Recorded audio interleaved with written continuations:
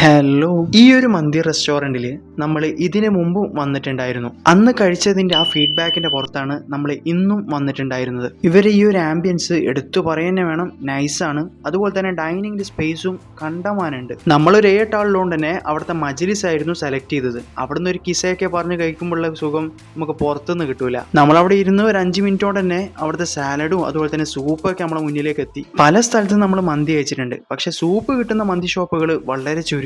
അഥവാ കൊടുക്കുന്നുണ്ടെങ്കിൽ തന്നെ അതിന്റെ ഒരു ടേസ്റ്റ് ഞാൻ പ്രത്യേകിച്ച് പറഞ്ഞേണ്ട ആവശ്യമില്ലല്ലോ. പക്ഷെ ഇവിടുത്തെ ടേസ്റ്റ് കിടിലനാണ്. അങ്ങനെ അത് കുടിച്ചുകൊണ്ടിരിക്കുമ്പോഴാണ് നമ്മൾ ഓർഡർ ചെയ്ത ചിക്കൻ മന്തിയോ അതുപോലെ തന്നെ ബീഫ് മന്തിയോ മുന്നിലേക്ക് എത്തിയത്. ക്യാമറ ഒന്ന് മാറ്റുമ്പോഴത്തേക്ക് തന്നെ യുദ്ധം ആരംഭിച്ചു. യുദ്ധത്തിന്റെ മുൻനിര പങ്കാളി ആയതുകൊണ്ട് തന്നെ ഞാനും ആ യുദ്ധത്തിൽ പങ്കെടുത്ത്. ഞാൻ ഇവിടുത്തെ ഒരു ബീഫ് മന്തി ആയിരുന്നു പറഞ്ഞത്. ആ മീറ്റിന്റെ സ്മൂത്ത്നെസ് കണ്ട മക്കളെ, അതിൽ നിന്ന് ആ ഒരു പീസ് എടുത്തിട്ട് ആ മന്തി റൈസിൽ മുക്കിയിട്ട് കഴിക്കുമുണ്ടല്ലോ, ഒരു രക്ഷയില്ല എന്ന് പറഞ്ഞാൽ ഒരു രക്ഷയില്ല. ഈ ഒരു ചിക്കന്റെ കാര്യം പറയുന്നതാണെങ്കിലും നമുക്കൊരു നോർമൽ ആയിട്ടാണ് തോന്നിയത്. എന്നിരുന്നാലും സാധനം പൊളിയാണ്. ഇത് എന്റെ മാത്രം അഭിപ്രായമല്ല കേട്ടോ. എന്റെ കൂടെ വന്ന് കഴിച്ച എല്ലാവർക്കും ചിക്കനേക്കാളും കുറച്ചും കൂടി ഇഷ്ടപ്പെട്ടത് ബീഫാന്ന് എന്നോട് പറഞ്ഞിട്ടുണ്ടായിരുന്നു. അഥവാ നിങ്ങൾ ഇവിടെ വന്നിട്ട് കഴിക്കാൻ ഉദ്ദേശിക്കുന്നുണ്ടെങ്കിൽ എന്നോട് സജഷൻ ചോദിച്ചാൽ ഞാൻ നിങ്ങളോട് ബീഫ് മന്തിയെ പറയുള്ളൂ. പിന്നെ ഇവിടുത്തെ റൈസിന്റെ കാര്യം പറയുന്നതാണെങ്കിലും അധികം ഫ്ലേവർ ഇല്ലാത്ത, ആരും മടുപ്പിക്കാത്തൊരു റൈസാണ്. പിന്നെ റൈസ് എല്ലായിടത്തെയും പോലെ തന്നെ അൺലിമിറ്റഡ് ആണ്, എത്ര വേണേലും കഴിക്കാം. റേറ്റിന്റെ കാര്യം പറയുന്നതാണെങ്കിലും എല്ലായിടത്തുള്ള പോലെ തന്നെ നോർമൽ റേറ്റ് ആയിട്ടാണ് നമുക്കും ഫീൽ ചെയ്തിട്ടുള്ളൂ. ഒരു ഫുൾ ചിക്കൻ മന്തിക്ക്